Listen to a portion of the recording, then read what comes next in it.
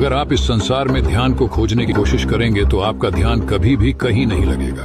आप जितना ज्यादा खुद को जानोगे, आप ध्यान को उतना ही समझते जाएंगे। लेकिन क्या आप ध्यान के बारे में वास्तव में जानते हैं? असल में ध्यान होता क्या है? सबसे पहले तो मैं आपको बता दूं कि ध्यान कोई क्रिया नहीं है, ध्यान एक अवस्था है। कहने का मतलब है कि ध्यान मतलब कुछ भी करना नहीं है। जैसे आप कह सकते हैं कि मैं योगासन कर रहा हूँ, प्राणायाम कर रहा हूँ, लेकिन आप ये नहीं कह सकते कि मैं ध्यान कर रहा हूँ, क्योंकि जहाँ कुछ भी करना या क्रिया है तो वो ध्यान नहीं है। ज्यादातर लोग एकाग्रता को ही ध्यान समझ लेते हैं, लेकिन एकाग्रता ध्यान नहीं है। अगर आप सोच रहे हैं कि किसी मंत्र का जाप, किसी प्रतीक को बंद आंखों से निहारना ध्यान है, तो वास्तव में आप ध्यान की अवस्था में नहीं हैं। ये सभी चीजें एकाग्रता हैं, ध्यान नहीं। जब आप अपने सारे एफर्ट्स को छोड़ देते हैं तो ध्यान वहां से शुरू होता है।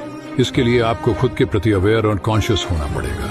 अगर आप कॉन्शियसनेस यानी चेतना की जागी हुई अवस्था के प्रति अगर आप अवेयर हैं तो आप ध्यान में हैं। मतलब कोई भी काम बेहोशी में ना हो। इसे ऐसे समझें, अगर आप ऑफिस का काम कर रहे हैं या क्रिकेट खेल रहे हैं तो कोई भी काम बेहोशी में नहीं करते हैं। इस दौरान आप पूरी तरह से जागे हुए हैं। अगर आप होशपूर्वक हैं तो इसका मतलब आप ध्यान में हैं। होश की ये सतत अवस्था जब आपका स्वभाव बन जाती है, मतलब आप हर चीज के प्रति होशपूर्वक हैं, तो हर पल हर क्षण आप ध्यान में ही हैं। तो ध्यान का मतलब कुछ करना नहीं होता है। इसका अर्थ है जागरूकता के साथ, होश के साथ जीना।